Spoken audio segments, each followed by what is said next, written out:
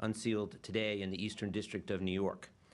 These cases expose attempts by the government of the People's Republic of China to suppress dissenting voices within the United States, that demonstrate how the PRC seeks to stalk, intimidate, and silence those who oppose them. In discussing these cases, I want to be very clear that the Department remains focused on the threats and actions of the PRC government and its agents, not the Chinese people or people of Chinese descent, who are often the victims of these crimes. While separate matters, these cases are all very much related. One shows an insidious strategy to collect information on dissidents in order to target them, and in some cases to imprison pro-democracy advocates abroad. One case describes a conspiracy to derail the congressional candidacy of an American citizen and military veteran, who also was a former student protester at the 1989 protest in Tiananmen Square and later escaped to the United States. And one shows a campaign to surveil and harass an artist engaged in free and peaceful expression. All three of these cases show that if you report such abuse, U.S. law enforcement will respond and demonstrate that law enforcement was able to disrupt these plots and bring perpetrators to justice. Last month, when I announced the National Security Division's new strategy for countering nation-state threats, I said that our approach would be driven by the gravest threats, including the alarming rise in transnational repression. This is an example of what I meant. Authoritarian states around the world feel emboldened to reach beyond their borders, to intimidate or exact reprisals against individuals who dare to speak out against oppression and corruption. For example, the Department of Justice has recently brought cases against individuals involved in Belarus's forced diversion of a commercial flight to arrest and detain a Belarusian journalist and dissident. We've pursued those who participated in Iranian plots, targeting dissidents living here, including one conspiracy to kidnap an American Iranian activist in New York. We've prosecuted agents of Russia and Egypt for illegally surveilling and targeting dissidents of those authoritarian regimes, and we've exposed attempts by the PRC and Saudi Arabia to deploy agents inside technology companies to obtain private information on critics and to impede the exercise of free speech. Today, we add 3 more cases to this list. For the Justice Department, defending American institutions and values against these threats is a national security imperative. Transnational repression is part of the range of tactics that our adversaries employ to try to undermine our democracy, our economy, and our institutions. And it is a threat not only to the people in the United States, but also to people around the world who seek to exercise their basic rights to freedom of expression and to stand up to authoritarianism. This activity is antithetical to fundamental American values. We will not tolerate such repression here when it violates our laws. We will defend the rights of Americans and those who come to live and work and study in the United States. We will not allow any foreign government to deny them the freedom of speech or the protection of our laws, or to threaten their safety or the safety of their families. Today's cases, which United States Attorney Breon Peace will talk about more in a minute, demonstrate that the Department of Justice will protect American democracy and ensure that all those within our borders have access to equal justice under the rule of law and enjoy the protection of the U.S. Constitution. As I said, these alleged plots are separate cases, and each will be prosecuted based on the facts and the law in federal courtrooms. And each of these defendants is presumed innocent unless they are proved guilty in a court of law. Authoritarian regimes seek to deprive people of their human rights and fundamental freedoms. These cases reflect the United States' commitment to ensuring that freedom and justice prevail. Now I will turn it over to the United States Attorney Peace, who will lay out today's charges. Thank you. Good afternoon. Today, I'm announcing the unsealing in the Eastern District of New York of 3 criminal complaints against the perpetrators of transnational repression schemes targeting members of the Chinese diaspora community in the New York metropolitan area and elsewhere in the United States. All of these victims were targeted because of their pro-democracy views. because they chose to exercise their freedom of speech here in the United States. In two of the cases, agents from the People's Republic of China's Ministry of State Security, also known as the MSS, directed the action targeting victims on U.S. soil. The MSS is the PRC's civilian intelligence and secret police agency, ostensibly responsible for counterintelligence and political security. As these cases show, the MSS has been targeting pro-democracy activists living in the United States with harassment and smear campaigns, spying on them to help the PRC government target them for arrest, and even planning to physically harm an activist, a veteran of the U.S. military, to stop him from running for U.S. Congress. In the third case, the defendants took directives from the PRC government to publicly discredit PRC nationals who are pro-democracy activists living in the United States. As part of their smear campaign, the defendants tried to bribe what they thought would be an IRS official to obtain a victim's federal tax returns and plotted to destroy a work of art made by one of the activists who is a sculptor. Through their illegal conduct, the defendants and their co-conspirators imported the PRC government's repressive policies onto U.S. soil. Members of the Chinese diaspora community, both in New York City and around the rest of the country, must be free to express themselves on politically sensitive issues without fear of reprisal from the PRC government.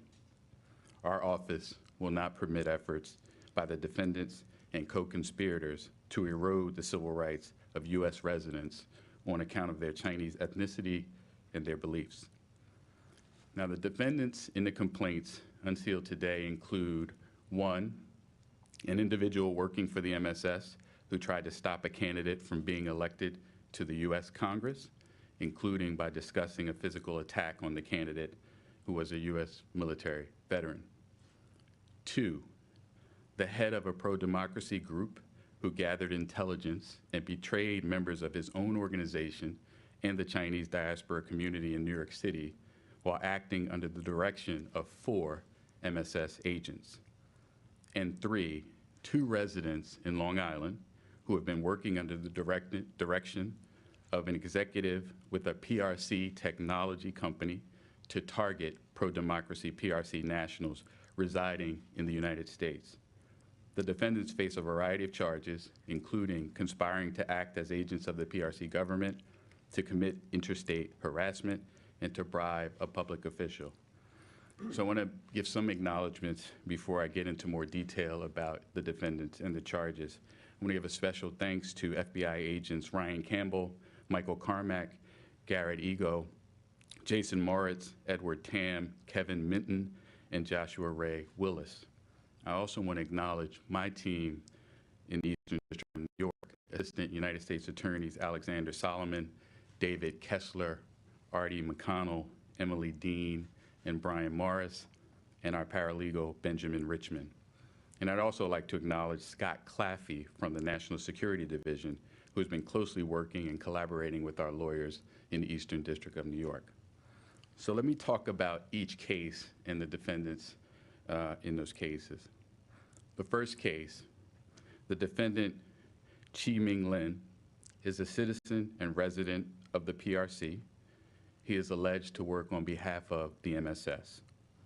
In September 2021, Lin hired a private investigator in New York to disrupt the campaign of an Eastern District of New York resident currently running for U.S. Congress, an individual identified in the complaint as the victim. The victim was a student leader of the pro-democracy demonstrations in Tiananmen Square in 1989, who later escaped to the United States, served in the United States military, and became a naturalized U.S. citizen.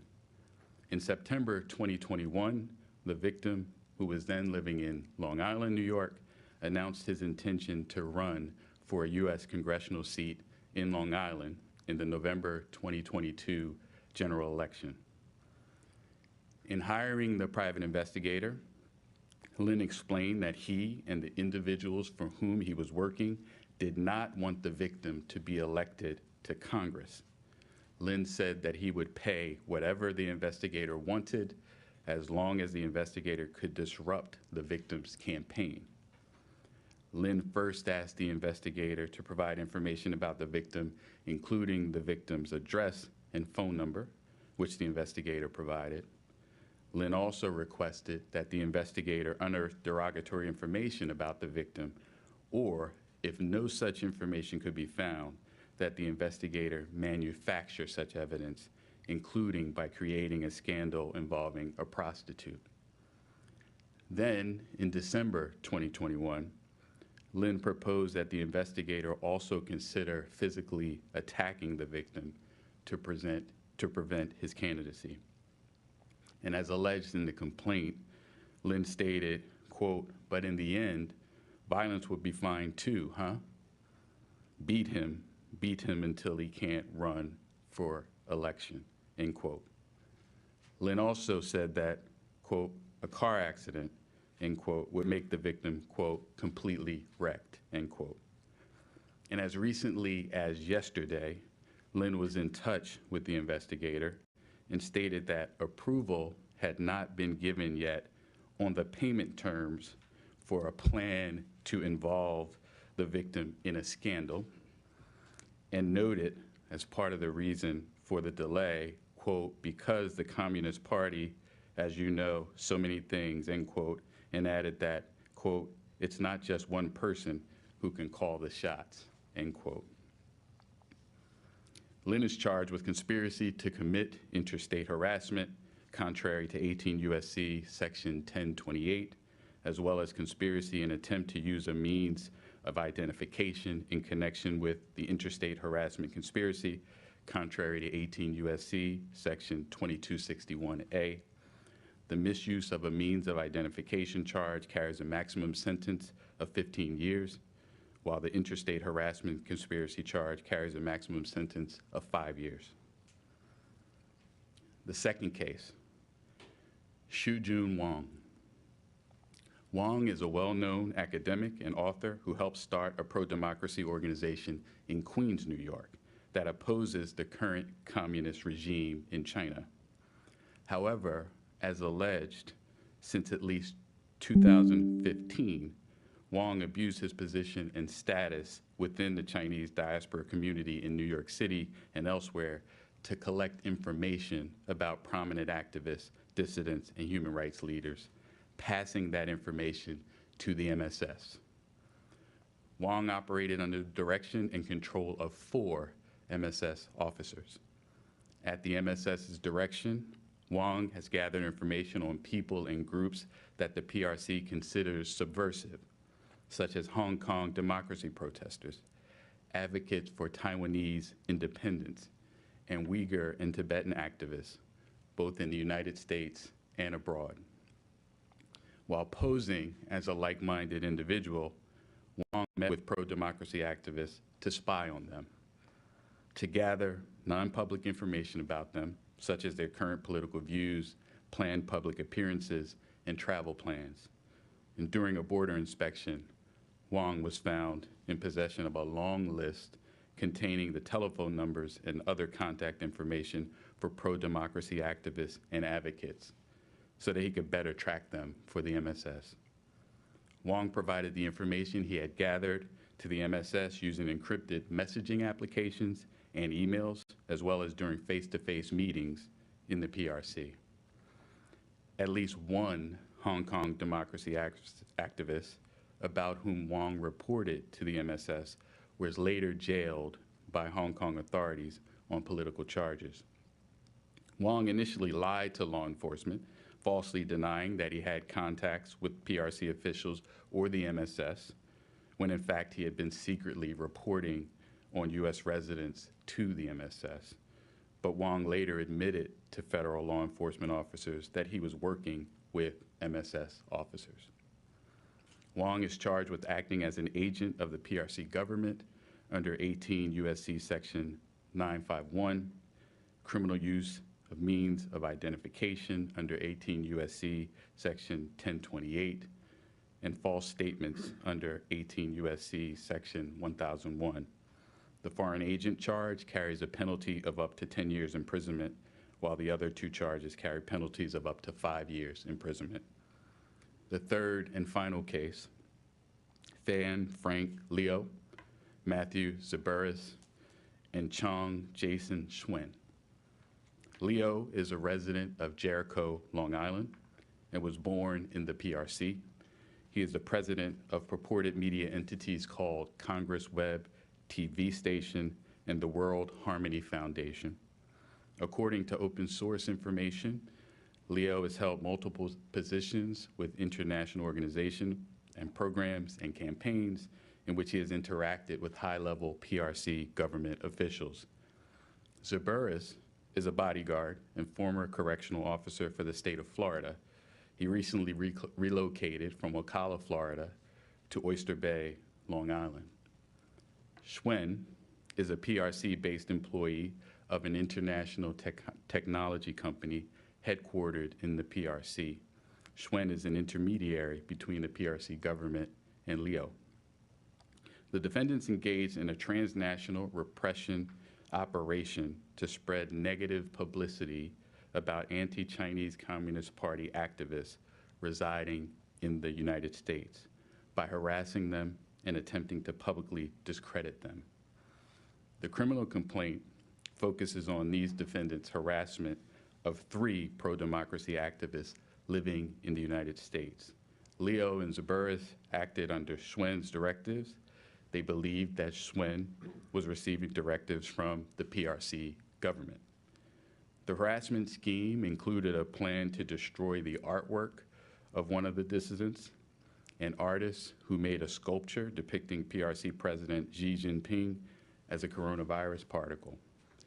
That artwork was later demolished in the spring of 2021, and no one has been charged in that act of vandalism. The harassment scheme also included Leo's payment to a private investigator based on Long Island to bribe what they thought would be an IRS official to get the federal tax returns of one of the dissidents. The defendants planned to publicly disseminate information about any potential tax liabilities of the dissident to publicly discredit him. The scheme also involved plans to spy on the dissidents. In one instance, Zaburis pretended to be an art dealer in order to meet with the dissident artist, whose sculpture was later destroyed. While meeting with the dissident, Zaburis surreptitiously installed surveillance cameras and GPS devices around the dissident's workplace and on his car. And while in the PRC, Schwen accessed live feeds from the surveillance cameras and the GPS devices. The defendants made similar plans to electronically surveil the other 2 dissidents. And while using the cover of Leo's media organization, the defendants planned to interview the dissidents in mock media sessions. And Schwen provided outlines for these fake media interviews and designed questions to elicit answers that were intended to humiliate or publicly discredit the dissidents. The defendants intended that video or audio clips of these statements could be used in PRC propaganda materials targeting the dissidents. Leo and Zaburis are charged with conspiring to act as agents of the PRC government in violation of 18 U.S.C. sections 371 and 951.